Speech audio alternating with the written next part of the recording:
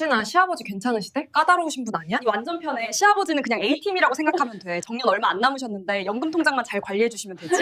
키득키득 친구들의 웃음소리. 저는 신부 대기실 앞 복도에서 얼어붙었습니다. 화장실을 다녀오는 길이었어요. 문이 살짝 열려 있었고 안에서 들려오는 목소리가 너무 또렷했죠. ATM 그 단어가 제 머릿속에서 메아리 쳤습니다. 저는 그냥 돌아섰어요. 아무 말도 할 수가 없었거든요. 복도를 걸어 잠시 창밖을 보다가 피로 연장으로 돌아왔는데 아무것도 보이지 않았습니다. 민호가 신부와 함께 웃으며 손님들께 인사하는 모습도, 아내가 행복해하는 얼굴도, 화려한 결혼식장의 샹들리에도 그저 ATM이라는 세 글자만이 제 눈앞에서 빙빙 돌았습니다. 집으로 돌아온 건 밤 11시가 넘어서였어요. 아내 현주는 피곤하다며 먼저 방으로 들어갔죠. 저는 혼자 거실에 앉아 멍하니 천장만 바라봤습니다. 오늘이 제 인생에서 가장 행복한 날이어야 했는데 새벽 1시쯤 저는 서재로 들어갔어요. 그리고 책상 서랍을 열어 통장들을 꺼냈습니다. 30년간 모아온 통장들이었죠. 한 장 한 장 넘기면서 숫자들을 보는데 갑자기 눈물이 났습니다. 그제야 정신이 들었어요. 나는 누구지? 박진수는 어디 있지? 저는 올해 58살 박진수라고 합니다. 30년을 한 회사에서 성실하게 일하며 살아왔죠. 부장까지 올라갔고 정년까지 이제 딱 2년 남았습니다. 그동안 제 인생의 목표는 단 하나였어요. 가족을 잘 먹여 살리는 것, 그게 전부였습니다. 아내 현주와 결혼해서 아들 민호를 낳고 그 아이 하나 잘 키우는 게 제 인생의 전부였어요. 민호가 대학 갈 때도, 취직할 때도, 그리고 결혼할 때도 항상 제가 뒤에서 묵묵히 지원했죠. 그게 아버지의 역할이라고 생각했으니까요. 그런데 말이죠. 오늘 민호 결혼식 날 제 인생에서 가장 행복해야 할 날이 제 인생을 완전히 바꿔놓았습니다. 결혼식장은 강남의 유명한 호텔이었어요. 민호가 처음에 말했을 때부터 부담이 되긴 했죠. 예식비만 3천만 원이 넘었거든요. 하지만 아들 결혼식인데 뭘 아까워하겠어요. 게다가 신부 측에서 원한다고 하니 어쩔 수 없었습니다. 그래서 제가 제 적금을 모두 깨서 결혼 비용을 댔어요. 거기다 신혼집 전세금 1억까지. 제 통장은 거의 바닥이 났지만 괜찮았어요. 아들이 행복하다면요. 결혼식은 화려했습니다. 신부 수진이는 정말 예뻤어요. 명품 브랜드 매니저로 일한다고 하던데 그만큼 세련되고 밝은 아이였죠. 민호가 좋은 사람을 만났다고 생각했습니다. 피로 연장해서 저는 열심히 손님들께 인사를 다녔어요. 30년 직장 생활하면서 쌓은 인맥들이 와주셨거든요.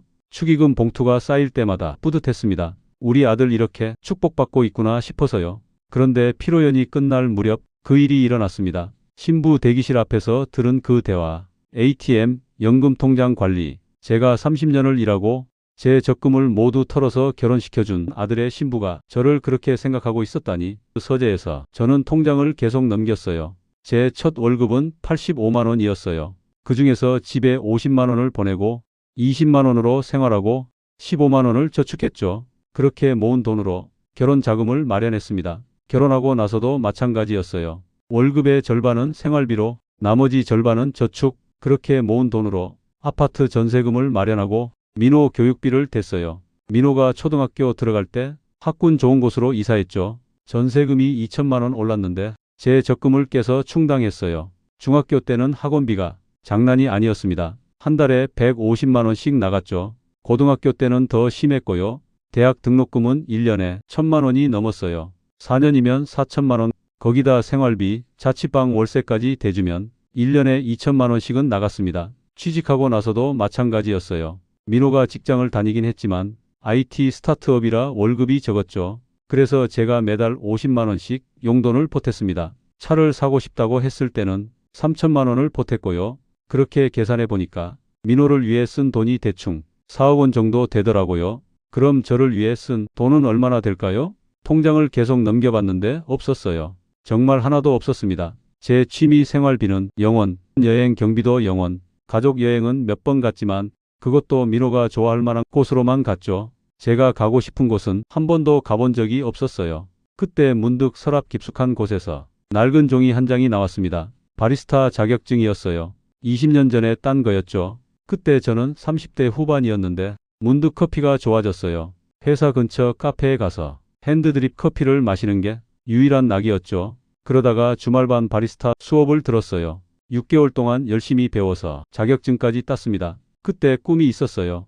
정년하고 나면 작은 카페를 하나 차리고 싶다는 꿈, 직접 원두를 로스팅해서 손님들에게 커피를 내려주는 거죠. 그 꿈을 이루려고 조금씩 돈을 모으기 시작했어요. 한 달에 10만 원씩이라도 모으면 10년이면 1000만 원이 넘잖아요.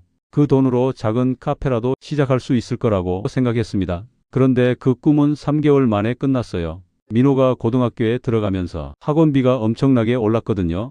한 달에 10만 원씩 저축하던 돈을 학원비에 보태야 했죠. 그때 생각했어요. 괜찮아. 나중에 민호 대학 가면 다시 모으면 되지. 하지만 대학 가니까 등록금이 문제였고, 취직하니까 결혼자금이 문제였고, 결혼하니까 전세금이 문제였습니다. 그렇게 20년이 흘렀어요. 바리스타 자격증은 서랍 깊숙한 곳에 묻혀 있었고, 제 꿈도 함께 묻혔죠. 저는 그저 월급쟁이, 아버지로, 가장으로, 누군가의 지갑으로만 살아왔습니다. 그런데 오늘 그 며느리는 저를 ATM이라고 불렀어요.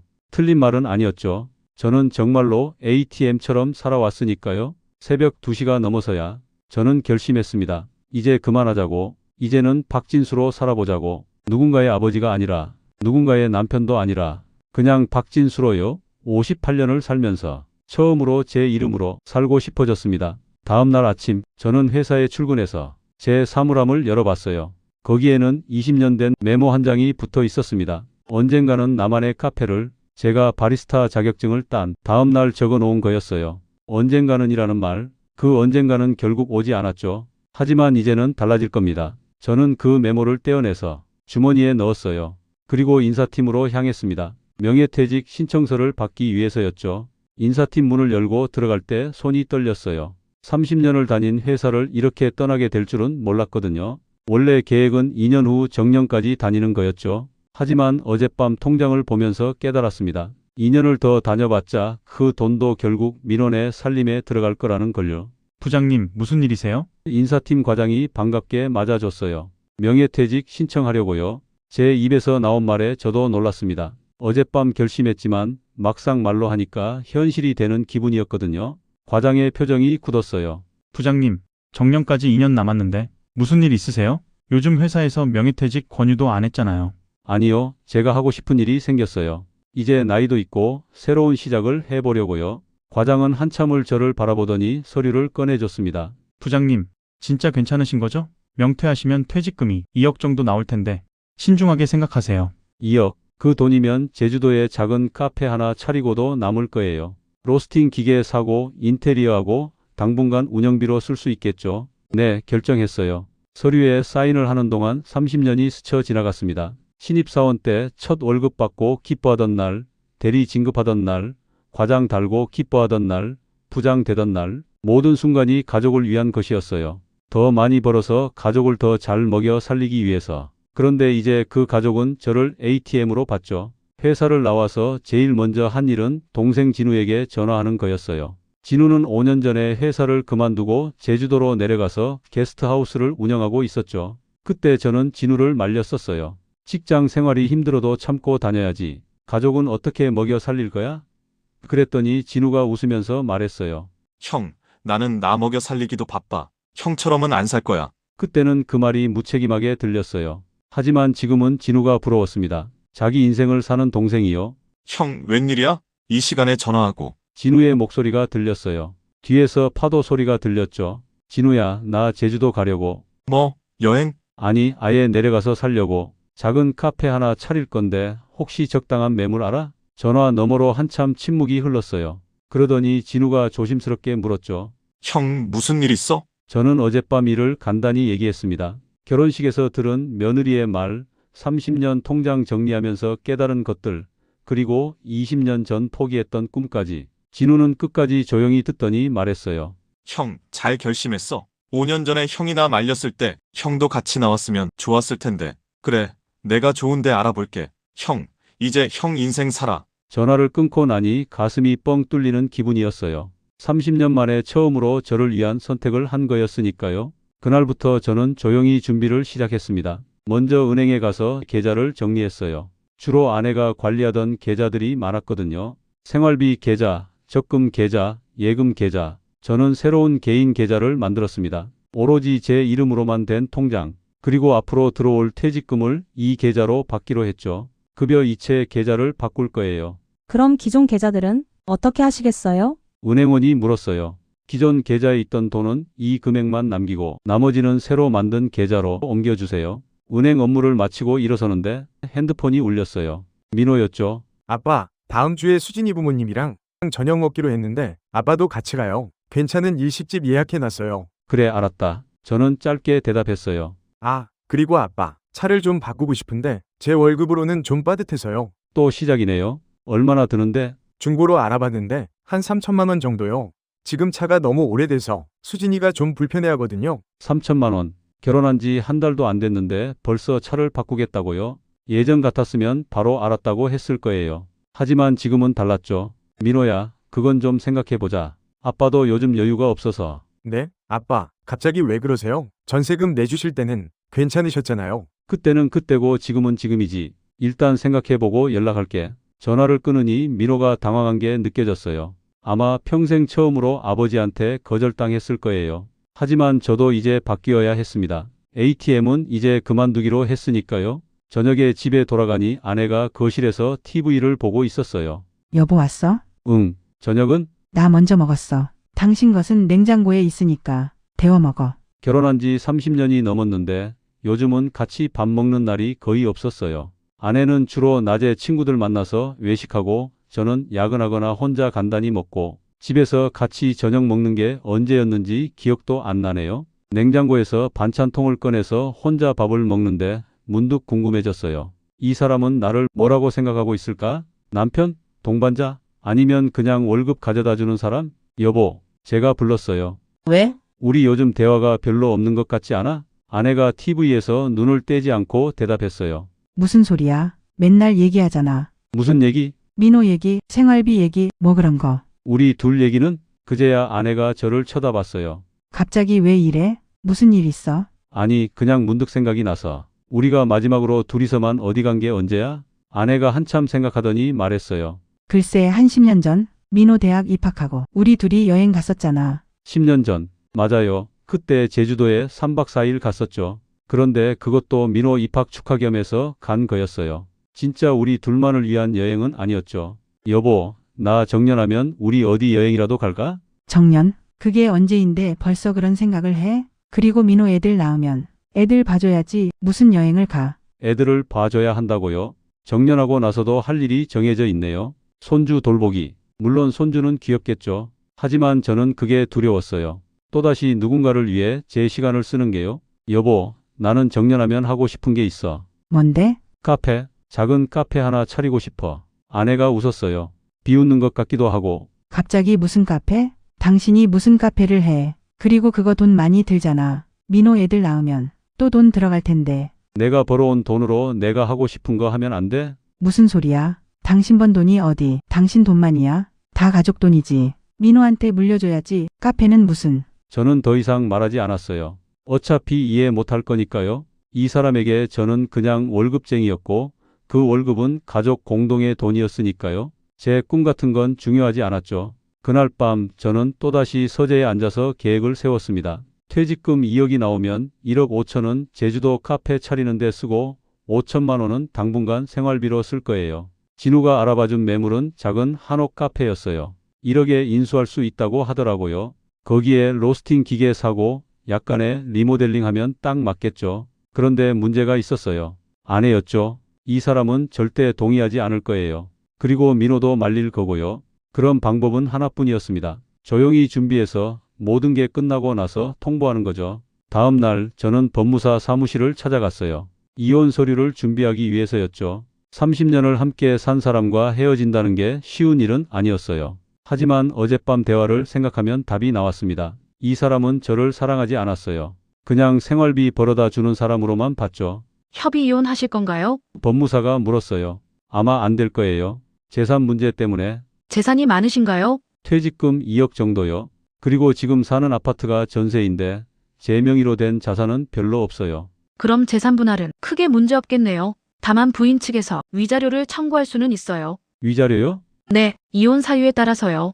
혹시 이혼 사유가 뭔가요? 저는 한참 생각했어요. 뭐라고 해야 할까요?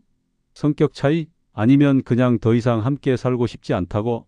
저는 제 인생을 살고 싶어요. 그게 사유가 될까요? 법무사가 미소 지었어요. 충분합니다. 요즘 황혼 이혼 많이 하세요. 부장님만 그런 게 아니에요. 서류를 준비하는데 한 달 정도 걸린다고 했어요. 그 사이에 저는 퇴직 절차를 밟고 제주도 카페 계약을 마무리하기로 했죠. 집에 돌아오니 민호가 와 있었어요. 수진이와 함께였죠. 아버님 안녕하세요. 수진이가 밝게 인사했어요. 저는 그 웃는 얼굴을 보면서 생각했습니다. 저 사람은 지금도 저를 ATM으로 보고 있겠죠. 하지만 곧 알게 될 거예요. 이 ATM은 이제 고장났다는 걸요. 아빠, 차 얘기는 좀 생각해 보셨어요? 민호가 조심스럽게 물었어요. 아, 그거. 민호야, 미안한데 아빠가 지금은 좀 어려울 것 같다. 거실 분위기가 싸늘해졌어요. 수진이의 미소가 굳어졌고 민호는 당황한 표정이었죠. 아빠, 그게 무슨 말씀이세요? 전세금은 내주시면서 차는 왜요? 그때는 그때고 지금은 지금이니까. 제 대답에 세 사람 모두 저를 쳐다봤어요. 이해할 수 없다는 표정이었죠. 하지만 저는 더 이상 설명하지 않았습니다. 어차피 곧 알게 될 테니까요. 그날부터 한 달 동안 저는 완벽하게 두 개의 삶을 살았습니다. 겉으로는 평범한 가장, 속으로는 떠날 준비를 하는 사람. 그리고 마침내 D-Day가 다가왔습니다. 퇴직일은 5월 15일로 정해졌어요. 명예퇴직 신청하고 딱 한 달 만이었죠.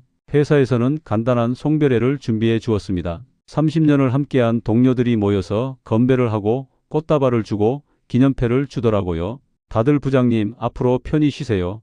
가끔 연락하면서 지내요라고 말했지만 아무도 제가 왜 정년도 마치지 않고 회사를 나가는지 물어보진 않았어요. 관심이 없었던 거겠죠. 송별회가 끝나고 집으로 가는 길, 저는 회사 건물을 한참 올려다봤습니다. 20대 청년이 이 건물에 들어와서 50대 중년이 되어 나가네요. 30년이라는 시간이 한순간에 스쳐 지나가는 것 같았어요. 후회는 없었습니다. 다만 아쉬울 뿐이었죠. 이 30년을 좀 더 저를 위해 썼더라면 어땠을까 하는 생각이요. 그런데 집에 도착했을 때 이상한 느낌이 들었어요. 거실에 불이 환하게 켜져 있고 현관문을 열자마자 목소리들이 들렸거든요. 민호와 수진이 그리고 아내가 무슨 얘기를 하고 있었어요. 왔어요? 아내가 저를 보더니 표정이 좀 이상했어요. 뭔가 불편해 보였죠. 민호도 와 있네? 무슨 일이야? 민호가 일어서더니 심각한 표정으로 말했어요. 아빠, 잠깐 앉으세요. 할 얘기가 있어요. 저는 소파에 앉았습니다. 세 사람이 마주보고 앉아 있는데 마치 제가 신문이라도 받는 기분이었어요. 아빠, 이번 달에 제게 입금이 안 되었더라고요. 그래, 내가 안 보냈어. 왜요? 갑자기 왜 그러세요? 아내가 목소리를 높였어요. 그리고 우리 통장을 보니까 조금 남겨놓고 당신이 다 빼갔던데 갑자기 왜 그래요? 내가 번 돈이잖아. 내가 좀 관리하면 안 돼? 그게 무슨 말이에요? 부부가 뭘 내거 따져요? 당신 혼자 번 돈이에요. 내가 집안일하고 애 키우고 그동안 내가 한 일은 돈이 아니에요. 아내의 말이 틀린 건 아니었어요. 분명 아내도 집안일을 했고 민호를 키웠죠. 하지만 제가 궁금한 건 다른 거였어요. 여보, 그럼 당신은 나를 뭐라고 생각해? 뭐라고 생각하긴 남편이지. 남편. 그럼 남편으로서 나는 뭐야? 그냥 돈 벌어다 주는 사람? 갑자기 무슨 소리예요? 이상한 소리 하지 말고 왜 통장에서 돈을 빼서 따로 계좌를 만들었는지 설명해요. 저는 깊게 숨을 쉬었어요. 이제 말할 때가 온 것 같았거든요. 나 회사 그만뒀어. 뭐라고요? 세 사람이 동시에 소리쳤어요. 오늘이 마지막 출근이었어. 명예퇴직했어. 아빠, 정신이 있으세요? 정년까지 2년 남았는데 왜 갑자기 퇴직을 해요? 민호가 당황해서 물었죠. 내가 하고 싶은 일이 생겨서. 하고 싶은 일? 그게 뭔데요? 아내가 다그쳤어요. 카페, 제주도 가서 카페 할 거야. 순간 거실이 조용해졌어요. 세 사람 모두 제 정신이 나갔다는 표정으로 저를 쳐다봤죠. 아빠, 농담이죠? 제주도? 카페? 민호가 믿을 수 없다는 듯 물었어요. 진심이야. 이미 매물도 계약했어. 다음 달에 내려갈 거야. 당신 미쳤어요? 아내가 소리쳤어요. 58살에 무슨 카페를 해요? 그리고 퇴직금은요? 그 돈으로 카페 한다고요? 그래, 퇴직금 2억 나왔어. 그 돈으로 카페 차리고 내 남은 인생 살 거야. 수진이가 끼어들었어요. 아버님, 그럼 저희는요? 아버님 퇴직금으로 저희 집도 좀 넓은 데로 옮기려고 했는데 그 말에 저는 웃음이 나왔어요. 역시나 이 사람은 제 퇴직금까지 노리고 있었군요. 수진아, 내 퇴직금을 왜 너희가 써? 아버님이 도와주셔야죠. 요즘 다들 부모님이 도와주시는데 저희 부모님도 많이 도와주셨잖아요. 너희 부모님이 뭘 도와줬는데? 결혼식 비용 절반 내주셨잖아요. 1,500만 원. 저는 어이가 없었어요. 1,500만 원 내준 걸로 내 퇴직금 2억을 노리다니. 수진아, 나는 결혼식에 3천만 원 냈고 전세금 1억 냈어. 그리고 매달 50만 원씩 민호 용돈 보태주고 있고 너희 부모님이 1,500만 원 낸 걸로 2억을 바라는 거야? 수진이의 얼굴이 붉어졌어요. 아버님, 그게 무슨 말씀이세요? 저희가 돈 때문에 결혼한 것 같잖아요. 아니야? 저는 차갑게 물었어요. 결혼식 날 피로 연장해서 내가 들었어. 내가 친구들한테 한 말. 무슨 말이요? 나를 ATM이라고 했지. 시아버지는 ATM이라 편하다고. 연금 통장만 관리해주면 된다고. 수진이의 얼굴이 새하얗게 질렸어요.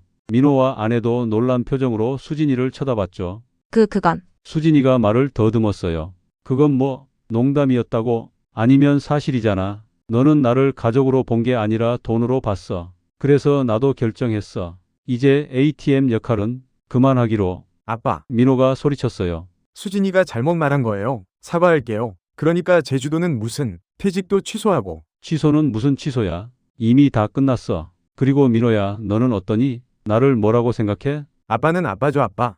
그래, 아빠. 그럼 아빠가 뭐 하는 사람이야? 돈 대주는 사람? 내가 필요할 때마다 아빠, 돈 필요해요 하면 주는 사람? 그게 아니라 아니긴 뭐가 아냐? 너 대학 4년 동안 등록금, 생활비, 자취방 월세 다 합치면 얼마인 줄 알아? 1억 5천만 원이야. 취직하고 나서도 매달 50만 원씩 3년이면 1,800만 원, 결혼 자금 3천만 원, 전세금 1억, 차 살 때 보탠 돈 3천만 원, 다 합치면 4억이 넘어. 숫자를 들으니까 세 사람 모두 말이 없었어요. 4억이야, 4억. 내가 30년 동안 번 돈의 절반을 너한테 썼어. 그럼 나한테 남은 게 뭐야? 나를 위해 쓴 돈이 얼마인지 알아? 영원이야, 딱 영원. 취미 생활비도 없었고 여행 경비도 없었고 내가 하고 싶은 거 하나도 못했어. 전부 다 너희를 위해서 썼지. 제 목소리가 떨렸어요. 30년 동안 쌓인 감정이 한꺼번에 쏟아져 나오는 것 같았죠. 그런데 너희는 나를 뭐로 봤어? 가족? 아니야.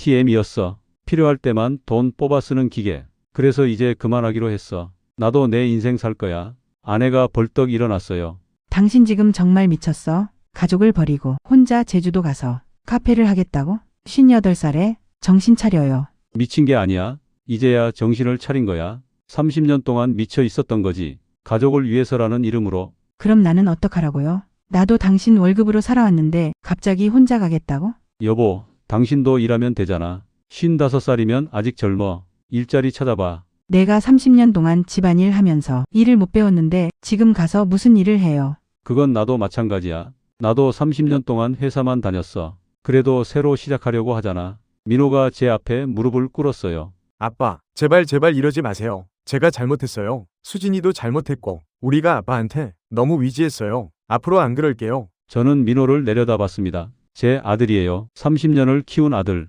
하지만 이제는 알았어요.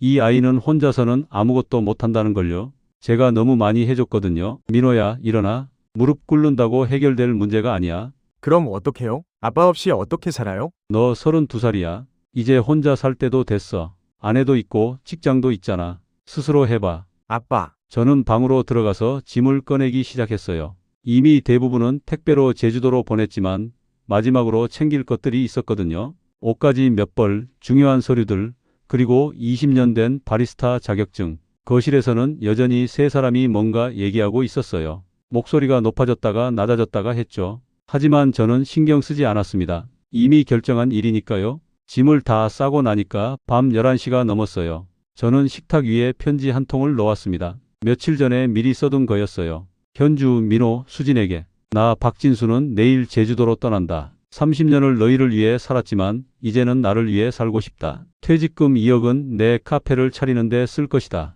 통장에 남아있는 3천만 원은 당분간 생활비로 쓰거라. 현주, 미안하지만 이혼 조정 신청서를 법원에 제출했다. 변호사 연락처는 편지에 적어뒀다. 재산 분할은 법대로 하자. 내가 가져갈 건 내 퇴직금과 개인 계좌 돈뿐이다. 민호, 너는 이제 어른이다. 아빠 없이 살아보거라. 힘들겠지만 그게 성장하는 과정이다. 수진아, 미안하지만 연금 통장은 내가 관리할 것이다. 내 노후 자금이니까. 앞으로 연락하지 마라. 나도 연락하지 않겠다. 각자 잘 살아라. 박진수. 편지를 놓고 잠깐 눈을 붙인 뒤 저는 현관문을 열었어요. 새벽 비행기를 타야 해서 일찍 출발해야 했거든요. 문을 나서는데 뒤에서 아내의 목소리가 들렸어요. 당신 진짜 가는 거예요? 저는 돌아보지 않고 대답했어요. 그래, 진짜 가. 후회할 거예요. 후회는 이미 충분히 했어. 30년 동안 엘리베이터를 타고 내려가는데 가슴이 두근거렸어요. 무섭기보다는 설렜거든요. 58년을 살면서 처음으로 저만을 위한 선택을 하는 거였으니까요. 공항으로 가는 택시 안에서 저는 창밖을 바라봤어요. 서울의 야경이 지나가고 있었죠. 30년을 살았던 도시, 이제 떠나는 도시. 아쉬움은 없었어요. 오히려 후련했습니다. 제주공항에 도착한 건 아침 8시였어요. 공항을 나서자 따뜻한 바람이 불었죠. 서울과는 다른 공기였어요. 짠 바다 냄새가 났거든요. 동생 진우가 마중 나와 있었어요. 형, 진짜 왔네. 응, 왔어. 후회 없어? 저는 깊게 숨을 들이마셨어요. 제주도의 공기가 폐 속으로 들어왔죠. 없어. 전혀. 진우가 웃으며 제 어깨를 두드렸어요. 그래, 잘 결심했어, 형. 이제 형 인생 살아. 누구 눈치 보지 말고. 차를 타고 카페로 향했어요. 1시간쯤 가니까 작은 마을이 나왔고 거기에 제 카페가 있었죠. 작은 한옥이었어요. 마당에는 감나무 한 그루가 있었고요.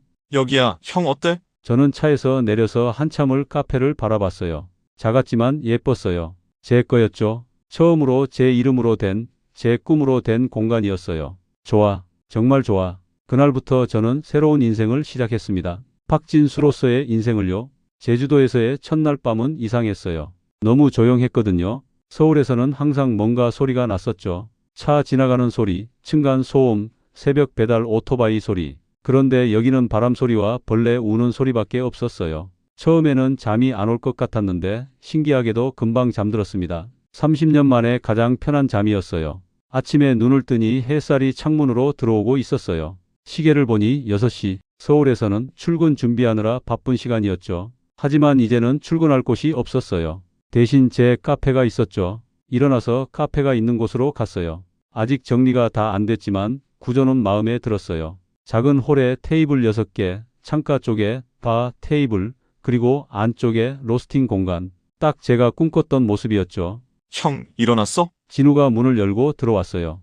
아침 먹었어? 우리 집에서 같이 먹자. 진우네 게스트하우스는 카페에서 걸어서 5분 거리였어요. 가는 길에 마을 사람들이 인사를 건넸죠. 새로 오신 분이시죠? 카페 하신다면서요? 다들 친절했어요. 서울에서는 10년을 살아도 옆집 사람 얼굴 모르고 살았는데 여기는 하루 만에 동네 사람들이 다 알더라고요. 아침을 먹으면서 진우가 물었어요. 형, 서울에서 연락 안 왔어? 핸드폰 꺼뒀어. 계속 그럴 거야? 당분간은 연락하면 또 시끄러울 테니까. 진우가 커피를 한 모금 마시더니 말했어요. 형, 나는 형이 잘한 것 같아. 5년 전에 내가 서울 떠날 때 형이 뭐라고 했는지 기억나? 내가 뭐라고 했는데? 가족 생각 안 하냐고, 무책임하다고. 그때 형 얼굴 보고 생각했어. 형은 평생 저렇게 살겠구나. 가족을 위해서. 미안해, 그때. 아니야, 형이 틀린 건 아니었어. 나도 처음에는 불안했거든. 그런데 막상 내려와서 살아보니까 알겠더라고. 내가 행복해야 주변 사람들도 행복하다는 거. 형도 이제 알게 될 거야. 그날부터 저는 본격적으로 카페 준비를 시작했어요. 먼저 로스팅 기계를 설치했죠. 인터넷으로 주문한 중고 기계였는데 생각보다 상태가 좋았어요. 그리고 원두를 주문했습니다. 에티오피아 예가체프, 콜롬비아 수프레모, 브라질 산토스. 20년 전에 배웠던 지식을 떠올리며 하나하나 골랐어요. 원두가 도착한 날 저는 처음으로 로스팅을 해봤어요. 기계를 돌리고 원두를 넣고 온도를 조절하고 손이 떨렸어요. 20년 만이었거든요. 하지만 몸은 기억하고 있었어요. 원두가 익어가는 소리, 1차 크랙이 터지는 소리, 향이 퍼지는 순간 모든 게 그대로였죠. 로스팅이 끝나고 원두를 식히는데 눈물이 났어요. 20년을 기다렸던 순간이었거든요. 바리스타 자격증을 따고 언젠가는이라고 적어뒀던 그 꿈, 드디어 이루는 거였어요. 원두를 갈아서 커피를 내렸습니다. 핸드 드립으로 천천히. 뜨거운 물이 원두를 적시고 커피가 한 방울씩 떨어졌죠. 그 과정을 보는 것만으로도 행복했어요. 첫 모금을 마셨을 때 저는 알았어요. 이게 내가 하고 싶었던 거였구나. 단순히 커피를 만드는 게 아니라 내가 원하는 걸 하면서 사는 거. 누구 눈치 안 보고 누구 위해서가 아니라 그냥 나를 위해서. 형, 커피 한 잔만. 진우가 들어왔어요. 와, 향 좋은데? 형이 직접 로스팅한 거야? 응, 맛 좀 봐봐. 진우가 한 모금 마시더니 엄지를 치켜 세웠어요. 형, 이거 장사 잘 되겠는데? 진짜 맛있어. 그 말에 용기가 났어요. 이제 오픈 준비를 해야겠다고 생각했죠. 일주일 동안 카페를 정리했어요. 벽을 새로 칠하고 테이블을 닦고 메뉴판을 만들고 메뉴는 단순하게 했어요. 아메리카노, 라테, 핸드드립 3가지만. 음료수나 에이드는 없었어요. 오로지 커피만, 제대로 된 커피만 팔고 싶었거든요. 간판도 달았어요. 진수의 커피라고. 처음에는 그냥 커피집이라고 하려다가 이름을 넣었어요. 58년 만에 처음으로 제 이름을 내건 거였죠. 오픈 날짜는 6월 1일로 정했어요. 제가 제주도에 온 지 정확히 2주 만이었죠. 전단지를 만들어서 마을에 돌렸어요. 동네 슈퍼, 게스트하우스, 식당 다들 반갑게 받아주셨어요. 그런데 오픈 전날 밤 핸드폰을 켰어요.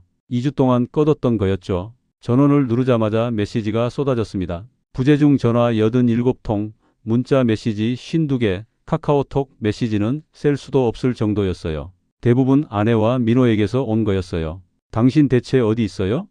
당장 전화해요. 아빠, 제발 전화 좀 받아요. 큰일 났어요. 여보, 농담은 이제 그만하고 돌아와요. 다 용서할게요. 메시지를 하나하나 읽는데 감정이 없었어요. 예전 같았으면 걱정됐을 텐데 이제는 그냥 남의 일 같았죠. 제가 해결해야 할 문제가 아니었으니까요. 수진이에게서도 메시지가 왔더라고요.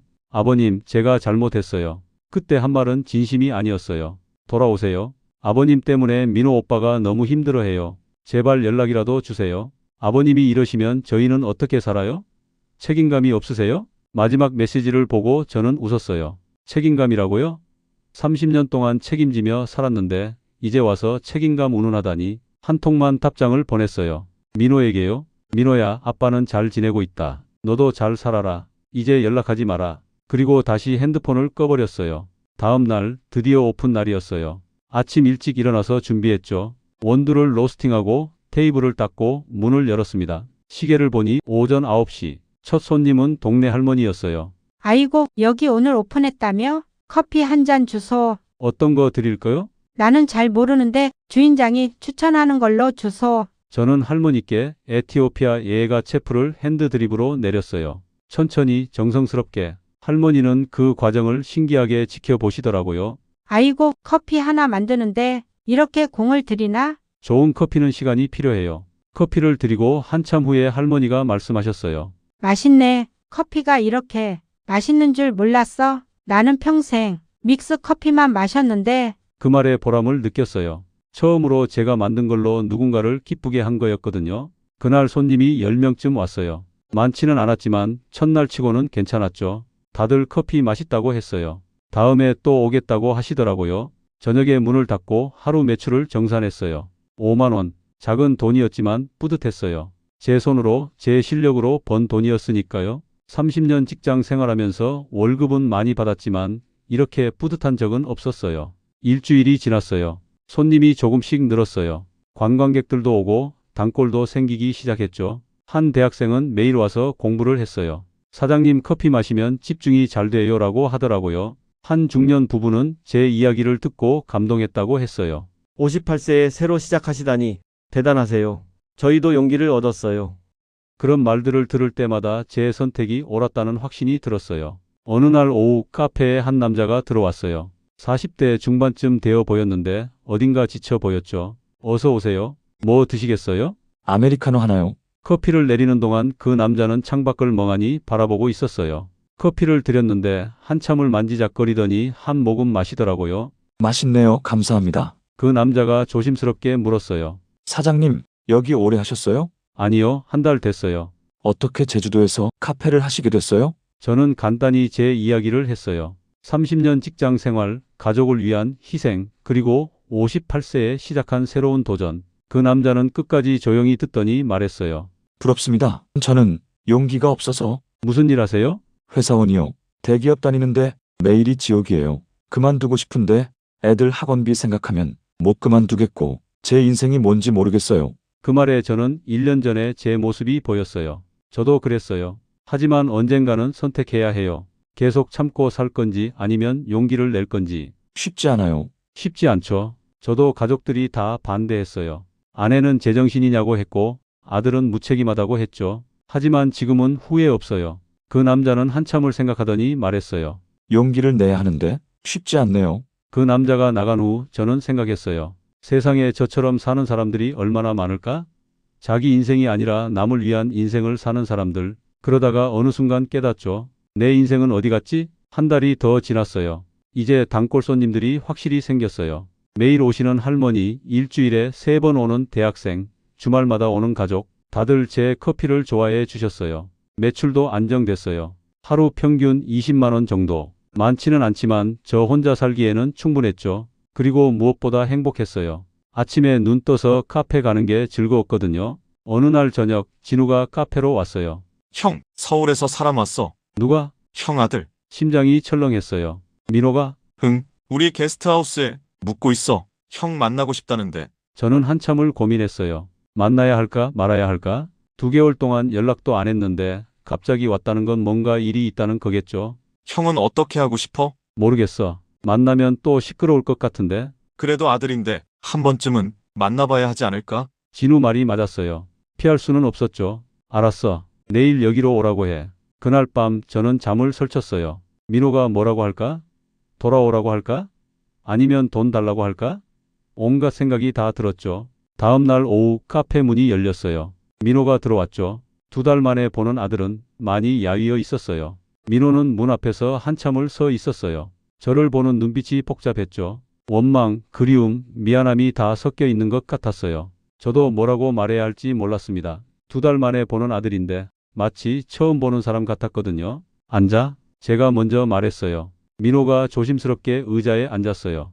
커피 한 잔 주세요. 뭐로 줄까? 아빠가 추천하는 걸로요. 저는 에티오피아 예가 체프를 핸드드립으로 내렸어요. 민호는 그 과정을 말없이 지켜봤죠. 물이 원두를 적시고 커피가 한 방울씩 떨어지는 모습을요. 여기 커피를 건네자 민호가 2손으로 받았어요. 한 모금 마시더니 눈을 크게 떴어요. 맛있어요. 진짜 맛있어. 그래? 아빠가 이렇게 커피를 잘 만드실 줄 몰랐어요. 저는 아빠가 뭘 좋아하시는지도 몰랐어요. 그 말에 가슴이 뭉클했어요. 민호도 뭔가 깨달은 게 있나 봐요. 민호야, 어떻게 지냈니? 아빠는요? 나는 봐서 알잖아. 잘 지내고 있어. 너는? 민호가 한숨을 쉬었어요. 힘들어요. 아빠. 뭐가? 전부요. 집도 좁고 차가 오래돼서 불편하다고. 수진이가 매일 불평하고 저도 스트레스 받고 회사도 요즘 실적이 안 좋아서 월급이 깎였어요. 그래서 아빠한테 왔어요. 도와주세요. 역시나 저는 예상했던 말이었지만 막상 들으니까 허탈했어요. 얼마나 필요한데? 3천만 원만요. 제가 꼭 갚을게요. 이자도 드릴게요. 민호야, 네, 아빠. 나한테 왜 왔어? 네, 그게 아빠니까요. 아빠, 그래, 나는 내 아버지야. 하지만 너는 나를 아버지로 본 게 아니잖아. 아빠. ATM으로 받잖아. 필요할 때만 돈 뽑아 쓰는 기계로. 민호의 얼굴이 붉어졌어요. 그건 수진이가 잘못 말한 거예요. 수진이만 그렇게 생각한 거야? 너는 아니었고? 민호가 대답을 못했어요. 사실이었으니까요. 민호야, 솔직히 말해봐. 너는 나를 뭐라고 생각했어? 한참의 침묵 끝에 민호가 작은 목소리로 말했어요. 당연한 사람이요. 당연한 사람? 네, 제가 필요하면 당연히 도와주시는 분, 제가 힘들면 당연히 돈을 주시는 분, 그게 아빠의 역할이라고 생각했어요. 그게 아빠의 역할? 지금 생각해보니까 틀렸어요. 아빠도 한 사람이잖아요. 아빠도 하고 싶은 게 있고, 꿈이 있고, 그런데 저는 그걸 한 번도 생각 안 해봤어요. 민호의 눈에 눈물이 고였어요. 아빠, 제가 정말 잘못했어요. 32살까지 아빠한테 기대고 살았어요. 제 힘으로 해본 게 하나도 없어요. 그러니까 지금 이렇게 무너지는 거예요. 저는 커피를 한 모금 마셨어요. 민호의 말이 진심인 것 같았지만 확신이 서지 않았어요. 돈이 필요하니까 하는 말일 수도 있었거든요. 민호야, 나는 너한테 너무 많이 해줬어. 그게 독이 된 것 같아. 아빠, 내가 대학 갈 때 등록금 내주고 생활비 주고 자취방 월세 대주고 그때 나는 너를 위하는 거라고 생각했어. 하지만 지금 보니까 아니었어. 너를 망치고 있었던 거야. 무슨 말씀이세요? 너는 혼자서는 아무것도 못해. 32살인데 아직도 아빠 손잡고 살잖아. 그게 내 잘못이야. 내가 너무 많이 해줘서. 민호가 고개를 떨어뜨렸어요. 그래서 이제는 안 도와줄 거야. 아빠, 민호야, 너는 이제 어른이야. 스스로 해결해봐. 전세금이 부족하면 월세로 살고 월급이 적으면 부업을 하든지. 그게 어른으로 사는 거야. 하지만 아빠, 3천만 원만 있으면 3천만 원 주면 어떻게 돼? 당분간은 괜찮겠지. 그런데 또 다른 문제가 생기면 또 나한테 와? 민호가 아무 말도 못했어요. 그렇게 평생 아빠 돈으로 살 거야? 아니면 이제 내 힘으로 살아볼 거야? 저는 선택해. 지금 당장 3천만 원 받아서 당분간 편하게 살 건지 아니면 아빠 손 놓고 혼자 힘으로 살아볼 건지. 민호가 한참을 고민하더니 물었어요. 아빠는 이제 저 안 도와주실 거예요? 응, 이제는 안 도와줄 거야. 그게 진짜 너를 위하는 거라고 이제야 알았어. 그럼 저는 어떡해요? 내가 알아서 해. 32살이면 충분히 할 수 있어. 민호가 일어섰어요. 알았어요. 아빠가 그러시면 할 수 없죠. 제 마음이 아팠어요. 하지만 이게 맞다고 생각했습니다. 계속 도와주면 민호는 평생 혼자 설 수 없을 테니까요. 민호야, 가기 전에 하나만 물어볼게. 뭔데요? 너는 수진이를 사랑해? 갑작스러운 질문에 민호가 당황했어요. 그건 왜요? 그냥 궁금해서. 사랑해서 결혼한 거야? 아니면 조건이 좋아서 결혼한 거야? 민호가 한참을 생각하더니 말했어요. 처음에는 사랑했어요. 수진이가 예쁘고 밝고 세련됐잖아요. 그런데 요즘은 모르겠어요. 돈 얘기만 하고 제 부모님한테 불평만 하고 이게 사랑인지 모르겠어요. 그럼 이혼할 생각은? 아빠도 엄마랑 이혼하셨잖아요. 나는 30년을 버텼어. 그런데 더 이상은 못 버티겠더라. 너는? 저는 1년도 채 안 됐는데 벌써 힘들어요. 저는 민호를 보면서 생각했어요. 이 아이는 아직 많이 어리구나. 사랑도 뭔지 모르고 책임도 뭔지 모르고 그냥 편한 길만 찾고 있어. 민호야, 인생은 쉽지 않아. 힘든 게 당연해. 그런데 내가 힘든 이유는 내가 노력을 안 해서야. 힘들면 아빠한테 오면 된다고 생각하니까. 알겠어요. 가봐. 그리고 다시는 돈 때문에 오지 마. 나는 이제 내 ATM이 아니니까. 민호가 문을 열고 나갔어요.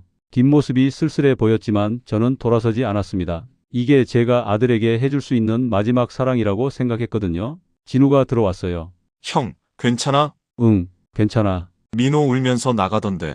그래도 돼. 울어봐야 정신 차리지. 형이 잘한 거야. 계속 도와주면 평생 저 모양이야. 그날 밤 혼자 카페에 앉아서 커피를 마셨어요. 민호 생각이 났지만 후회는 안 됐어요. 오히려 시원했죠. 이제 정말 끝이구나. 아버지 역할도 끝이고 ATM 역할도 끝이고 이제는 그냥 박진수로 살면 되는 거구나. 일주일 후 진우가 또 찾아왔어요. 형, 서울에서 또 왔어. 이번엔 누가? 형수. 현주가 왔다고요?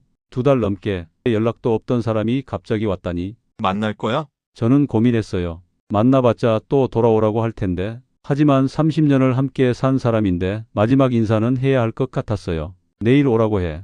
다음 날 오후 현주가 카페로 왔어요. 역시 많이 야위어 있었어요. 화장기 없는 얼굴에 피곤한 기색이 역력했죠. 앉아? 현주는 말없이 앉았어요. 저는 커피를 한 잔 내려서 건넸죠. 마셔. 현주가 커피를 한 모금 마시더니 놀란 표정을 지었어요. 맛있네. 그래? 당신이 이런 걸 할 줄 몰랐어. 나도 몰랐어. 해보니까 할 수 있더라고. 한참의 침묵이 흘렀어요. 현주가 먼저 입을 열었죠. 이혼 조정 통지서 받았어. 그래. 진심이야. 응. 30년을 같이 살았는데 이렇게 끝내는 거야? 저는 현주를 똑바로 봤어요. 30년 동안 우리가 진짜 함께 산 거였어? 무슨 소리야? 우리는 그냥 같은 집에 산 거야. 함께 산 게 아니라 나는 돈 벌러 나가고 당신은 집안일하고 그게 부부야? 그게 부부지. 뭐 다들 그렇게 살아. 다들 그렇게 산다고 그게 맞는 건 아니잖아. 현주가 짜증을 냈어요. 그래, 당신 말이 맞아. 우리가 잘못 살았어. 그러니까 이제 와서 같이 잘 살아보자는 거잖아. 같이 잘 살아? 어떻게? 여기서 같이 카페 하든지 아니면 서울 돌아가서 다시 시작하든지. 저는 고개를 저었어요.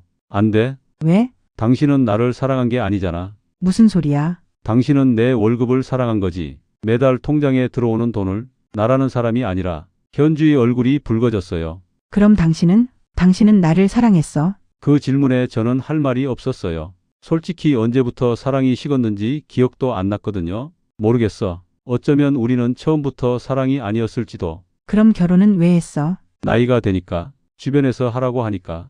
그게 당연한 줄 알았으니까. 현주가 웃었어요. 쓸쓸한 웃음이었죠. 우리 참 바보 같았네. 그래, 우리 둘 다 바보였어. 그래도 30년인데. 30년이라서 더 끝내야 해. 이대로 계속 살면 40년, 50년이 되는 거잖아. 그렇게 평생 서로 불행하게 살 거야? 현주가 커피잔을 내려놓았어요. 재산 분할은 어떻게 할 거야? 법대로 해. 내 퇴직금은 내가 가지고 공동명의 계좌 남은 돈은 반반 나누고 위자료는 안 줄게. 잘못은 우리 둘 다 있으니까. 알았어. 현주가 일어섰어요. 그럼 잘 살아. 하고 싶은 거 하면서. 당신도 아직 젊잖아. 새로 시작할 수 있어. 현주가 문 앞에서 멈춰서더니 말했어요. 박진수. 응. 미안해. 당신이 뭘 좋아하는지 한 번도 물어본 적이 없었네. 그 말을 남기고 현주가 나갔어요. 저는 빈 커피잔을 치우면서 생각했어요. 이제 정말로 끝났구나. 30년의 결혼 생활이. 그런데 이상했어요. 슬프지가 않았거든요. 오히려 홀가분했어요. 무거운 짐을 내려놓은 기분이었죠. 그날부터 저는 더 열심히 카페를 운영했어요. 새로운 원두를 시도하고 메뉴를 개발하고 손님들과 이야기를 나누고 매일이 즐거웠어요. 한 달 후 이혼이 정식으로 성립됐어요. 법원에서 조정이 끝났다는 통지서가 왔죠. 재산은 합의대로 나눴고 위자료는 없었어요. 깔끔하게 정리됐습니다. 그날 저는 혼자 축배를 들었어요. 박진수, 새로운 시작을 축하해. 그리고 며칠 후 놀라운 일이 있었어요. 민호에게서 메시지가 온 거예요. 아빠, 저 부업 시작했어요. 주말에 편의점 알바하고 평일 저녁에는 대리운전해요. 힘들지만 제 힘으로 돈 버는 게 뿌듯해요. 그리고 수진이랑도 많이 얘기했어요. 우리 둘 다 잘못 살았다고. 이제 제대로 살아보려고요. 아빠, 감사해요. 아빠가 안 도와주셔서요. 그 메시지를 읽고 저는 웃었어요. 민호도 조금씩 변하고 있나 봐요. 늦었지만 이제라도 철이 드는 것 같았죠. 저는 답장을 보냈어요. 잘하고 있구나. 힘들겠지만 그게 어른으로 사는 거야. 아빠도 응원한다. 가끔 제주도 놀러 와라. 커피는 아빠가 쏠게. 그리고 다시 카페 일에 집중했어요. 제 인생을 살아가는 거요. 3개월이 지났어요. 이제 제주도 생활이 완전히 익숙해졌죠. 아침 6시에 일어나서 원두를 로스팅하고 8시에 카페 문을 열고 저녁 7시에 문을 닫는 규칙적인 생활. 서울에서 직장 다닐 때보다 훨씬 바쁘지만 이상하게 피곤하지 않았어요. 제가 원해서 하는 일이니까요. 단골 손님들도 제법 늘었어요. 매일 아침 7시 반에 오시는 김 할아버지, 오후 3시마다 오는 대학생 지민이, 주말마다 가족과 함께 오는 서울에서 이주한 최 씨 부부. 다들 제 커피를 좋아해 주셨고 가끔은 인생 이야기도 나눴어요. 사장님, 여기 오면 마음이 편해져요. 지민이가 어느 날 말했어요. 사장님이 커피 내리는 거 보면 뭔가 진심이 느껴져요. 진심? 네, 그냥 장사하는 게 아니라 정말 좋아서 하시는 게 느껴져요. 저도 나중에 그런 일을 하고 싶어요. 그런 말을 들을 때마다 보람을 느꼈어요. 제가 하는 일이 누군가에게 작은 위안이 된다는 게 신기했거든요. 어느 날 오후 낯선 여자가 카페에 들어왔어요. 40대 중반쯤 되어 보였는데 피곤해 보이는 얼굴이었죠. 어서 오세요. 아메리카노 하나요? 커피를 내려드렸는데 그 여자가 한 모금 마시더니 눈물을 흘리는 거예요. 손님 괜찮으세요? 아, 죄송해요. 갑자기 커피가 너무 맛있어서요. 커피 때문에 우세요? 네, 이렇게 정성스럽게 만든 커피는 처음이에요. 남편이 저한테 이렇게 뭔가를 해준 게 언제였나 싶어서요. 그 여자는 자신의 이야기를 털어놨어요. 20년 결혼 생활, 남편은 돈만 벌어오고 집에서는 TV만 보고 대화는 거의 없고 아이들 키우느라 자기 인생은 없고 제 인생이 뭔지 모르겠어요. 그냥 누군가의 아내, 누군가의 엄마로만 살았거든요. 그 말이 너무나 익숙했어요. 제가 했던 고민과 똑같았으니까요. 손님, 저도 그랬어요. 네. 저는 제 이야기를 해줬어요. 30년 동안 가족을 위해 살았던 것, ATM 취급받았던 것, 그리고 58세에 새로 시작한 것. 그 여자는 끝까지 듣더니 말했어요. 부럽습니다. 저도 그렇게 용기를 낼 수 있을까요? 할 수 있어요. 저도 했으니까요. 가족들이 반대하지 않았어요? 반대했죠. 아내는 제정신이냐고 했고 아들은 무책임하다고 했어요. 하지만 지금은 후회 없어요.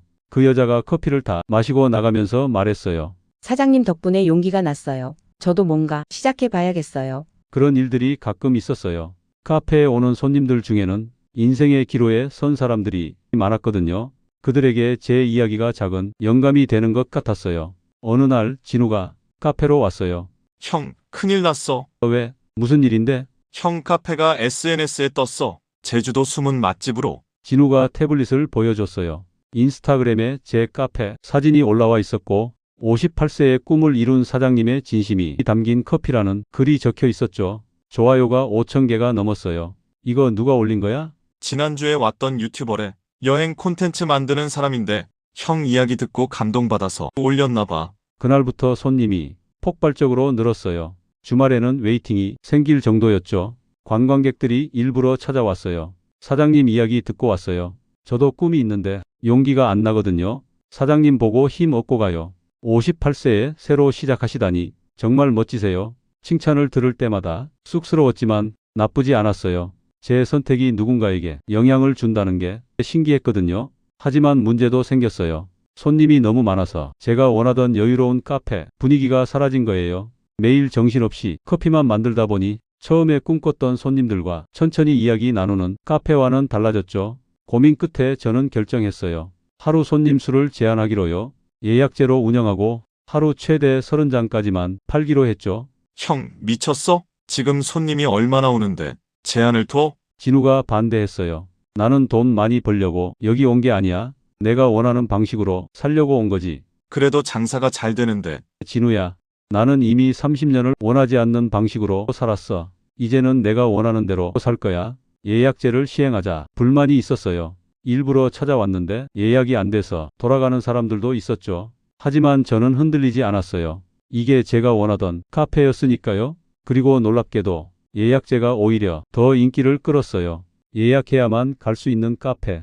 하루 30잔만 파는 카페라는 수식어가 붙으면서 더 유명해진 거예요. 4개월째가 되던 어느 날 민호에게서 전화가 왔어요. 아빠, 왜? 다음 주에 제주도 갈 건데 카페 예약 가능해요? 저는 웃었어요. 너는 예약 안 해도 돼. 그냥 와. 감사합니다. 아, 그리고 아빠, 수진이도 같이 가도 돼요? 그래, 같이 와. 일주일 후 민호와 수진이가 카페에 나타났어요. 둘 다 예전보다 훨씬 밝아 보였어요. 아버님 오랜만이에요. 수진이가 인사했어요. 예전처럼 화려한 옷차림은 아니었지만 얼굴에는 진심이 담긴 미소가 있었어요. 앉아. 저는 두 사람에게 커피를 내렸어요. 민호는 아메리카노, 수진이는 라떼. 아빠, 이거요. 민호가 봉투를 건넸어요. 뭔데? 100만 원이요. 제가 부업해서 번 돈이에요. 앞으로 매달 조금씩 갚을게요. 갚을 거면 왜 받았어? 아니에요. 제가 갚고 싶어요. 아빠한테 받은 돈 다 갚고 싶어요. 물론 시간이 오래 걸리겠지만. 저는 민호를 봤어요.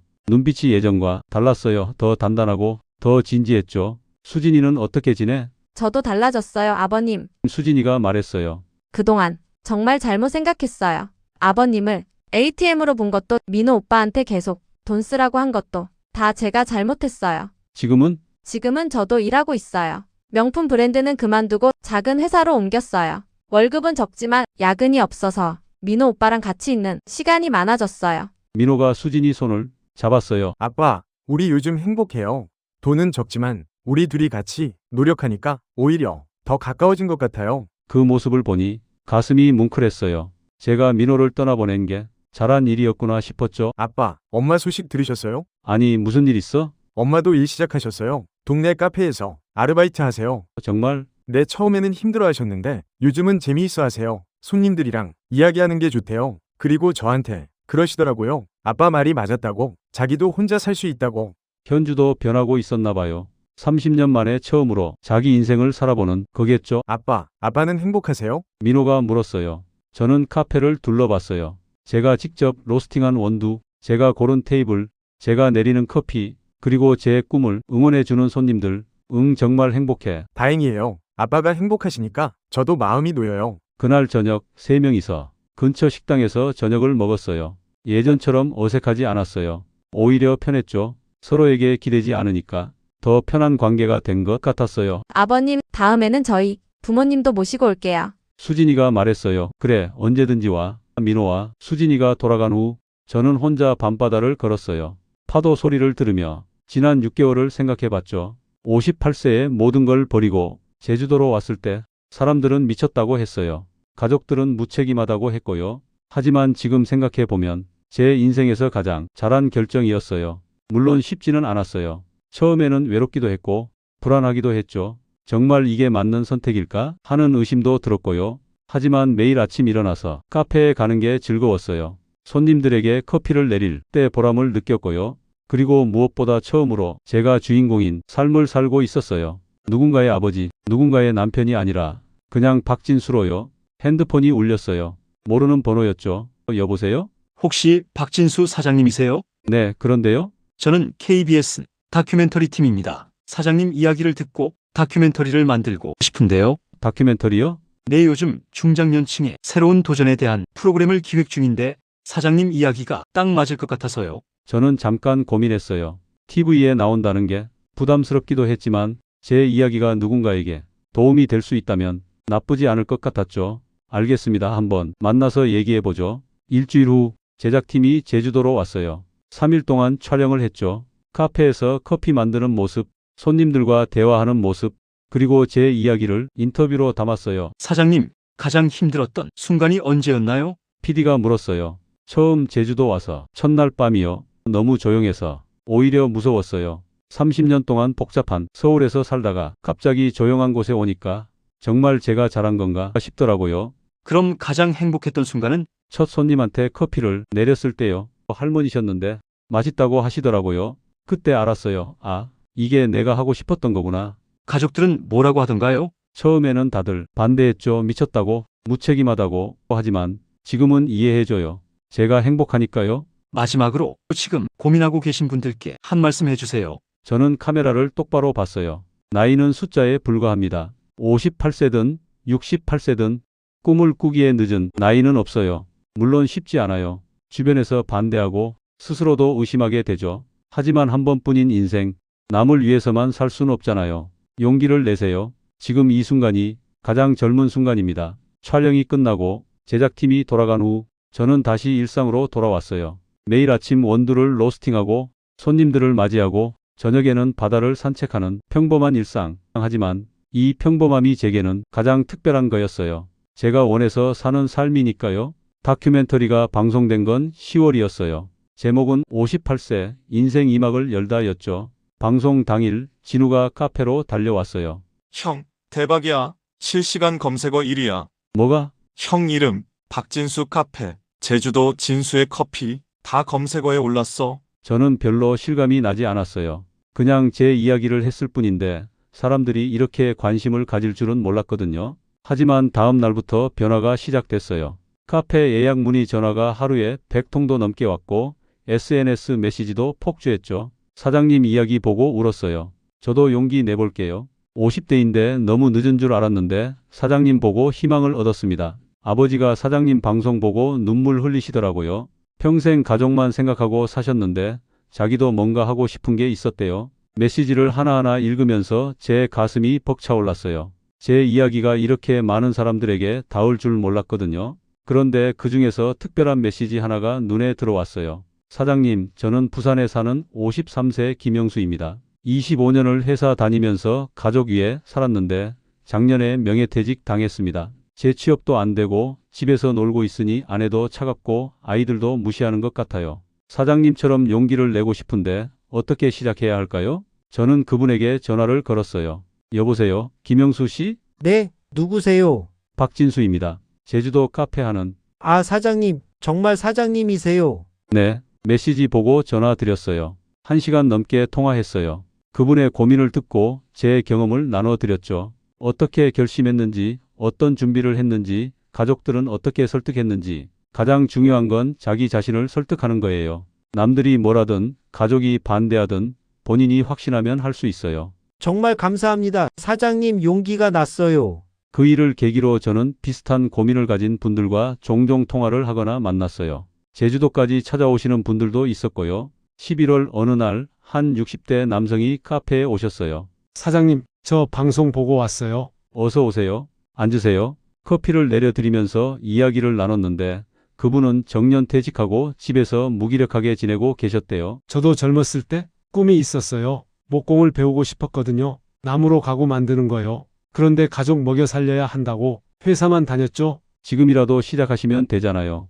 이 나이에요? 저보다 나이 많으세요? 62살입니다. 저는 58살에 시작했어요. 4살 차이는 아무것도 아니에요. 그분의 눈에 희망이 차올랐어요. 정말 할 수 있을까요? 해보세요. 안 하고 후회하는 것보다 해보고 후회하는 게 나아요. 한 달 후 그분에게서 메시지가 왔어요. 목공 학원에 등록했다고, 첫 수업 듣고 너무 행복했다고. 그 메시지를 보면서 저는 알았어요. 제 이야기가 단순히 저 한 사람의 이야기가 아니라 많은 사람들의 이야기가 될 수 있다는 걸요. 12월이 되자 날씨가 추워졌어요. 제주도의 겨울은 바람이 세서 체감 온도가 낮았죠. 손님도 비수기라 줄었고요. 하지만 저는 이 조용한 시간이 좋았어요. 바쁠 때는 못했던 것들을 할 수 있었거든요. 새로운 로스팅 기법을 연구하고 메뉴를 개발하고 책도 읽고. 어느 날 저녁 혼자 카페에 앉아서 창밖을 보고 있는데 현주에게서 전화가 왔어요. 이혼하고 처음이었죠. 여보세요? 나야. 무슨 일이야? 그냥 당신 잘 지내나 싶어서. 잠깐 침묵이 흘렀어요. 나는 잘 지내. 당신은? 나도 요즘 카페에서 일하는 게 재미있어. 손님들이랑 이야기하는 것도 좋고. 다행이네. 박진수. 응. 미안해 30년 동안. 당신이 뭘 원하는지 한 번도 안 물어봤어. 그냥 돈만 벌어오면 된다고 생각했어. 나도 미안해.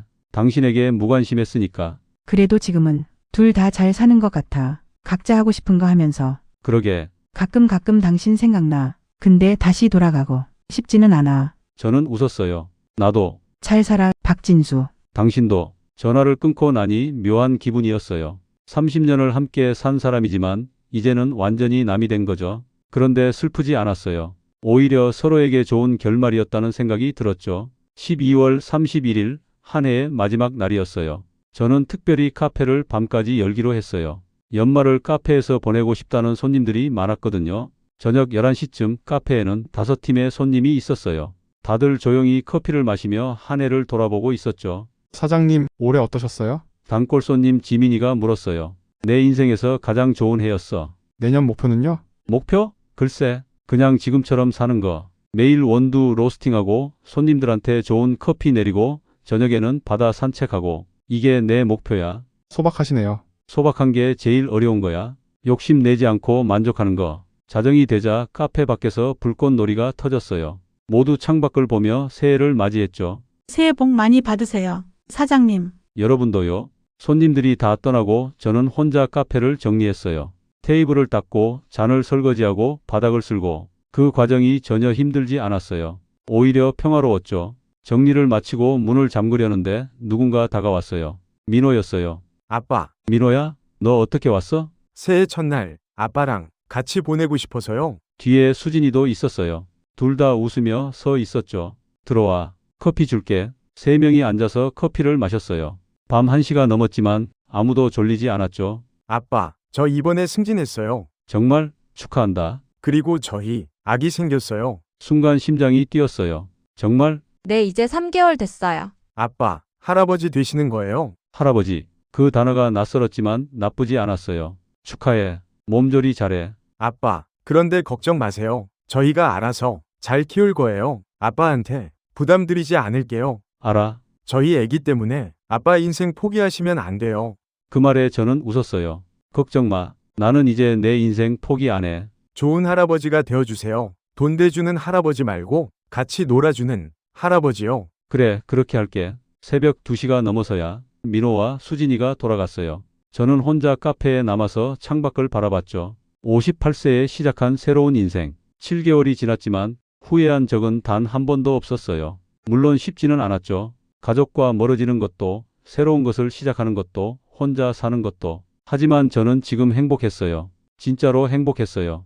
누군가의 ATM이 아니라, 누군가의 아버지 역할만 하는 사람이 아니라 그냥 박진수로 사니까요. 창밖으로 해가 떠오르고 있었어요. 새해 첫 해돋이였죠. 저는 일어나서 문을 열고 밖으로 나갔어요. 차가운 바람이 불었지만 상쾌했어요. 박진수, 59세 새해 잘 살아보자. 스스로에게 말하며 웃었어요.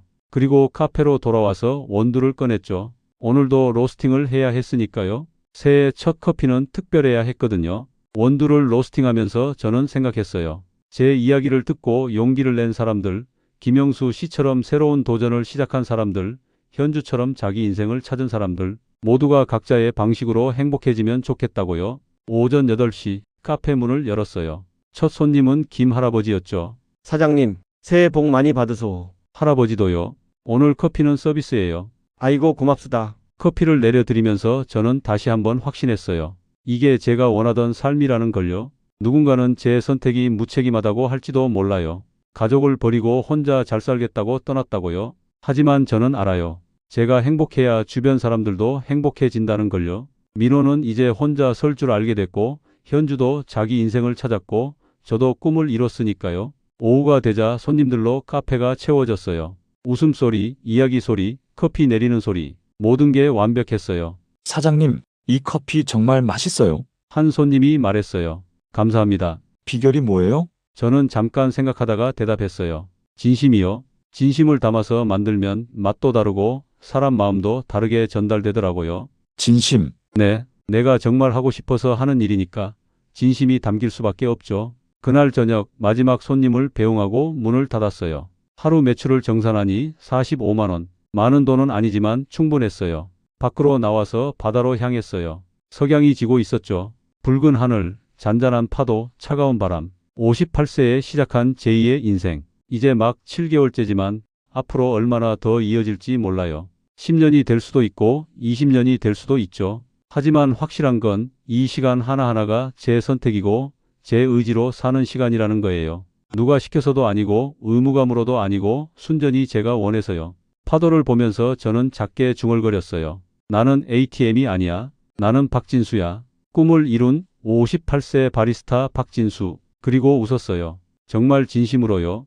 바람이 불었어요. 차가웠지만 상쾌했어요. 제 앞에는 끝없는 바다가 펼쳐져 있었고 제 뒤에는 제가 만든 작은 카페가 있었죠. 이게 제 인생이에요. 58년을 살고 나서야 찾은 진짜 제 인생. 그리고 이 이야기를 듣는 여러분께 말하고 싶어요. 나이는 숫자에 불과합니다. 50대든 60대든 70대든 꿈을 꾸기에 늦은 나이는 없어요. 가족이 반대해도 주변에서 말려도 본인이 정말 하고 싶다면 도전하세요. 물론 쉽지 않을 거예요. 저도 많이 힘들었고 외로웠고 후회도 했어요. 하지만 지금은 행복합니다. 진짜로요. 한 번뿐인 인생, 남을 위해서만 살 수는 없잖아요. 가족도 중요하지만 자기 자신도 중요해요. 자신을 잃으면서까지 남을 위해 살 필요는 없어요. 저는 30년을 ATM으로 살았어요. 하지만 이제는 박진수로 살고 있어요. 그리고 앞으로도 계속 박진수로 살 겁니다. 여러분도 용기를 내세요. 지금 이 순간이 가장 젊은 순간입니다. 끝. 2년 후 에필로그. 할아버지, 커피 주세요. 그래, 우리 손주. 잠깐만 기다려. 이제 3살이 된 민준이가 카페를 뛰어다니고 있어요. 민호와 수진이는 명절 때마다 아이를 데리고 제주도에 와요. 저는 돈 대주는 할아버지는 아니지만 손주와 놀아주는 할아버지가 됐죠. 카페는 여전히 하루 30잔만 팔아요. 예약은 한 달 전부터 찹니다. 서두르지 않고 욕심내지 않고 그냥 제가 할 수 있는 만큼만 해요. 현주는 지금 작은 자기 카페를 열었대요. 민호가 보내준 사진을 봤는데 행복해 보였어요. 60세가 된 지금 저는 여전히 매일 아침 원두를 로스팅하고 손님들에게 커피를 내리고 저녁에는 손주와 산책을 해요. 이게 제 인생이에요. 60년을 살아서 찾은 진짜 제 인생. 그리고 저는 행복합니다. 정말로요.